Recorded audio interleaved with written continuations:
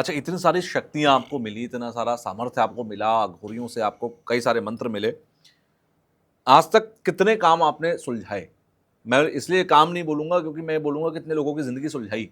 साथ ही साथ ऐसा मामला जो आपको खुद चौंकाता हो कि भई ये मामला मेरे पास जो आया ये सबसे ज़्यादा चौंकाने वाला था। ऐसे तो हज़ारों केस हैं, जैसे कि मैं हर बार बताता हूँ अलग-अलग नए-नए।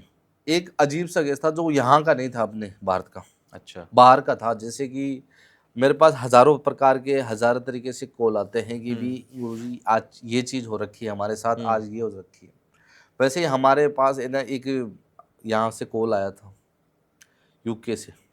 अच्छा। वहाँ से कॉल आया था और वो हमारे वीडियो हमेशा देखते थे हुँ, और हमारे से बातचीत होती थी उनकी। हुँ, उन्होंने मुझे एक दिन कॉल किया कि भी गुरुजी आप है, मेरा एक काम करो। मैंने बोला क्या हुआ? कि भी आप अगर यहाँ आ सकते हो तो यहाँ आ जाओ और वहाँ से कर सकते हो तो वहाँ आ जाओ। हुँ, मैंने बोला हुआ क्या है?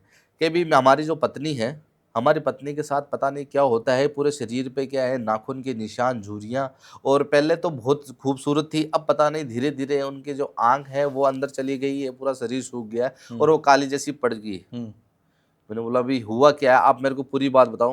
उन्होंने बोला मुझे मैं आपकी और मेरी पत्नी की पहले की और अब की दोनों की फ़ोटो भेजता हूँ। हुँ, आप एक बार देख लो उसमें अंतर हुँ, क्या है। जैसे ही मैंने उनकी फ़ोटो देखी तो मुझे तुरंत पता चल गया कि भी इनके शरीर के अंदर कोई बुरी शक्ति का वास हो चुका है, जिसके कारण क्या है कि ये शरीर उनका है पूरा एकदम धीरे-धीरे ख़त्म हो रहा है।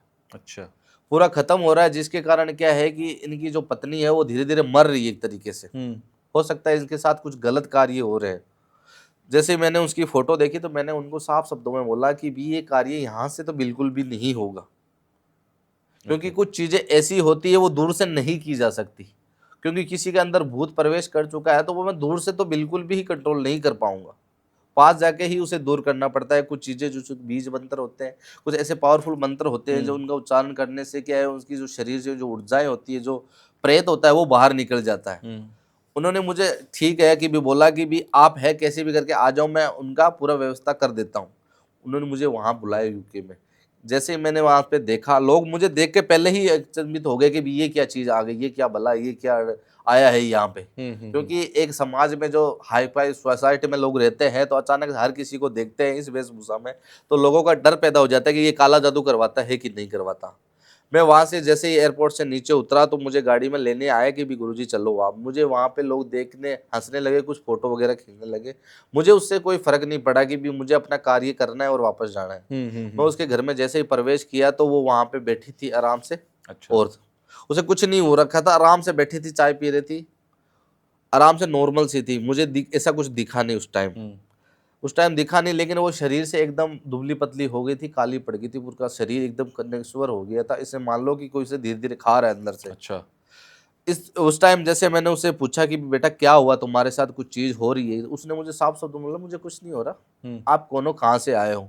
मेरे साथ अच्छे से व्यवहार किया, पूजा घर में जा रही थी, सभी जगह जा रही थी। मतलब मानो कि भी उसे कोई फ़र्क नहीं पड़ रहा था। हुँ, उन्होंने मुझे बोला कि भी उनके जो पति थे, उन्होंने मुझसे बोला कि भी गुरुजी अभी तो इसे कुछ नहीं होगा, दिन में तो आराम से जो उसे करना है वो कर रही है, हुँ। लेकिन रात को पता नहीं उसे क्या हो जाता है। अच्छा, दिन में ठीक रहती थी, हाँ, दिन रात में में ठीक, बदल जाता रात था को मामला। पता नहीं क्या हो जाता है। हुँ, जब रात को ये सोती है तो पता नहीं इसके सारे कपड़े ऑटोमेटिक ही खुल जाते हैं। अच्छा। ऑटोमेटिक ही खुल जाते हैं। सुबह एक अली जैसे कि पूरे कपड़े उतर के ऐसे रहती है ना, वैसे रहती है पूरे दिन में।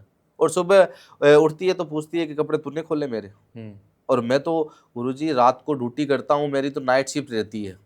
और हुँ, बहुत बार दिन में रहती है, लेकिन हर बार मेरी रात को रहती है तो मुझे पता नहीं चलता। मेरी घर में मेरी माँ है और मेरी एक बहन है, कुँवारी है, वो रहती है। पिताजी एक्सपायर हो गए थे बहुत साल पहले। हुँ, तो मैं इस चीज़ से कैसे बाहर निकलूँ मुझे तो पता नहीं। मैं आपकी वीडियो देख इसलिए मैंने आपको बुलाया। मैंने बोला ठीक है कोई बात नहीं, रात होने दो, मुझे देखने दो बस क्या चीज़ हो रही है। हुँ, जैसे ही मैं उस कमरे में बैठा, रात को वो बच्ची सो नहीं पा रही थी। क्यों? क्योंकि मैं सामने बैठा था, वहाँ कैसे सोएगी? हुँ, तो जैसे मैंने कमरा बंद करके बाहर आया, तो अचानक से क्या है कि वो हल्की-हल्की आवाज़ें कर रही थी। हुँ, उसने वो उस दिन रात को ना घर पे ही था मेरे साथ। हुँ, तो मैंने गुरुजी अभी देखो टाइम हो गया, अभी शायद उसके साथ ये चीज़ें हो रही है। हुँ, जैसे ही मैंने दरवाज़ा खोल के देखा तो मान लो कि 2 ऐसी परछाइयाँ थी कि उसके साथ कुछ गलत कार्य कर रही थी। अच्छा। दोनों तो हाथ पकड़ रखे थे, एक कपड़े उतार रहा था। हुँ, मैं उसी टाइम समझ गया कि भी इसके साथ कुछ गलत कार्य हो रहे हैं। क्यों? हुँ, क्योंकि वहाँ पे जहाँ वहाँ बाहर ना जलाया नहीं जाती बॉडी को, हुँ, वहाँ पे दफनाए जाते हैं। हुँ, तो वहाँ से उसकी चीज़ कुछ पीछे लग गई थी, जिसके कारण था कि उसके साथ गलत कार्य हो रहे थे। अच्छा। मानो कि भी उसको वो साथ लेके जाएंगे, इस तरीके से यूज करेंगे, लास्ट में वो मरने के बाद उसकी जो आत्मा है वो भी उसके साथ ही जाएगी, वो कंट्रोल करके रखेंगे। मैंने बोला भी इसके पास, इसके पीछे 2 प्रेत लगे हुए हैं, जिसके कारण क्या है, इसकी हालत ऐसी हो गई है और इसके साथ ये शोषण कर रहे हैं, इसके साथ गलत कार्य कर रहे हैं और ये मरने के बाद इसे पीछा छोड़ेगी, उससे पहले नहीं छोड़ेगी। अच्छा। तो उसने मुझे बुलाया कि भी गुरुजी इसका हल क्या है, इसलिए मैंने आपको बुलाया है। मुझे पहले ही पता चल गया था इसके साथ कुछ गलत हो रहा है। क्यों? क्योंकि मैं ये कुछ टेबलेट वगैरह तो लेती नहीं है कि जिसके कारण कि नशा पता करती है या कुछ और करती है, मुझे पता चल जाता, लेकिन ऐसा कुछ नहीं करती। और रात को ये चीज़ें ये हो रही है, सुबह तो अचानक से ये सही हो जाती है। मैंने बोला ठीक है। मैंने पूरे घर का जायजा लिया, मायना लिया, तो एक घर के पीछे एक स्टोर रूम था। अच्छा। स्टोर रूम के पीछे वहाँ पे कुछ ना, एक बदबू सी आ रही थी, अचानक से बदबू, बहुत भयंकर बदबू आ रही थी। वहाँ पे कुछ मांस के छोटे छोटे टुकड़े पड़े थे। वहाँ पे टुकड़े पड़े थे। मैं समझ गया कि भी ये काम है इनके घर परिवार में से किसी ने करवाया है, दूसरे किसी ने नहीं करवाया है। तो उसी टाइम मैंने बोल दिया कि भी आपके घर परिवार में कोई जलने वाला इंसान है कि भी आपसे, कि भी आपका घर परिवार है अच्छा खासा चल रहा है, तो मैं आपको देखूं कि भी इसका परिवार अच्छा है तो मेरा क्यों नहीं है। तो उसने बोला ऐसे तो हजारों हो सकते हैं, मुझे कैसे पता चलेगा कि भी कि कौन किसके लिए जल रहा है। मैंने बोला ठीक है, इसका भी मैं पता बता दूंगा आपको। जैसे ही मैंने रात को वहाँ पे चौकड़ी लगाई और जो मांस के टुकड़े थे वो वहाँ पे बेच दिए, और कुछ और मैं मीट वगैरह वहाँ पे लेके आया और अपने मंत्रों से उसे अपने आप काबू करने की कोशिश की। उस बच्ची को मैं उस घेरे में बिठा लिया था कि भी वो खराब ना हो, कि उसके साथ गलत ना हो रात्रि को। जैसे ही मैंने उसे अपनी चौकड़ी में बिठाया, वो प्रेत उसके पीछे पीछे आने लगे तो वो चौकड़ी के अंदर तो प्रवेश नहीं कर पा रहे थे, और मैंने उनको अपनी तरफ काबू करने की कोशिश की, उन दोनों को। जैसे ही मैंने अपने मंत्रों से उसे काबू किया, तो मैंने उनको एक आईने में दिखाया कि भी क्या चीज़ है। वो सामने से फेस दिख रहे थे, लेकिन घर वालों ने पहचाना कि ये हमारे घर के मेंबर ये दोनों ही नहीं है, हमारे घर के तो बिल्कुल भी नहीं है। आपके घर के मेंबर नहीं है तो ठीक है। जैसे ही मेरे को पता चला कि उनके घर के मेंबर नहीं है, जैसे ही मैंने उनसे पूछा कि भी आपको यहाँ पे भेजा किसने है, या किसने आपको बोला है इसके पीछे लगने के लिए, तो उन्होंने जवाब कुछ भी नहीं दिया, कुछ भी नहीं दिया। क्यों? क्योंकि वो अचानक ऐसे तो बोल नहीं पाएंगे। तो मैंने उस बच्चे के अंदर एक भूत को प्रवेश करवाया। अच्छा। कि भी इसके अंदर आप जाएंगे तो बोल पाएगी, क्योंकि ऐसे तो भूत अचानक से कुछ बोल नहीं पाएंगे। तो मैंने जैसे उस बच्ची के साथ प्रवेश करवाया उसने, और मैंने उससे पूछा कि भी तुम्हारी मांग क्या है। उसने बोला कि इस बच्ची को हम साथ लेके जाएंगे, इस औरत को हम साथ लेके जाएंगे। ये हमारा क्या है कि एक तरीके से भेंट है, हमें किसी ने भेंट दी है इसको। अच्छा। कि ये शरीर आपका है, इसकी आत्मा आपकी है, तो हम इसके साथ जो भी कर रहे हैं तो हमारी भेंट है, तो हम कुछ भी कर सकते हैं। मैंने जैसे ही अपनी शक्तियों से उसे क्या है कि कुछ काबू करने की कोशिश की, मैंने पूछा उसे कि भी भेजा किसने। तो उसने साफ शब्दों में बोला कि जो उसकी जो सगी बहन थी उस लड़की की, उसने करवाया था। क्यों? क्योंकि उसका पति अच्छा खासा कमाता नहीं था, वो था यहाँ पे भारत में, और वो थी वहाँ पे अच्छे खासे रईस फैमिली से थी, बहुत पैसे वाले थी। तो उसके अंदर जेलिसी पैदा हो गई थी अंदर अंदर कि भी ये मर जाएगी तो मैं उसके साथ चली जाऊंगी, कैसे भी करके ये बोलूँगी कि इसके बच्चे हैं तो मैं मासी के तौर पे वहाँ पे चली जाऊँगी और मेरा भी वहाँ पे रहना सहना हो जाएगा, अपने पति को भी साथ लेके जाऊँगी। अच्छा। इस तरीके से मतलब षड्यंत्र रचा सका था पूरा। और उसके बाद वो ये चाह रही थी कि भी ये चीज़ होने के बाद, उसकी बहन मरने के बाद, मैं उसके पति के ऊपर कुछ ऐसी वशीकरण चीज़ें मैं करवा लूँगी और वो हमारे दिमाग हमारे कंट्रोल में रहेगा, क्योंकि बहन है तब तक तो कुछ हो नहीं सकता। बहन खत्म हो जाएगी तो उसके बाद मैं कुछ भी कर सकती हूँ। उसके बाद क्या था कि जैसे उसका नाम खुला उसकी बहन का, तो वो समझा, उसका जो पति था उसने मुझे साफ शब्दों में बोला हाँ है, उसकी बहन है, एक बहन है, उसने करवाया होगा। अच्छा।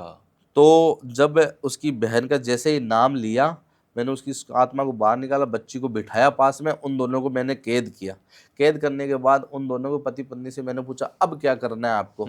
ये प्रेत तो मैं अपने साथ ले जाऊंगा, कोई दिक्कत नहीं, इनका मैं तर्पण करवा दूंगा। अब ये बताओ, क्योंकि वो इसको छोड़ सकती है तो और भी चीजें छोड़ेगी, वो भविष्य में फिर करेगी, वो करेगी, जरूर करेगी।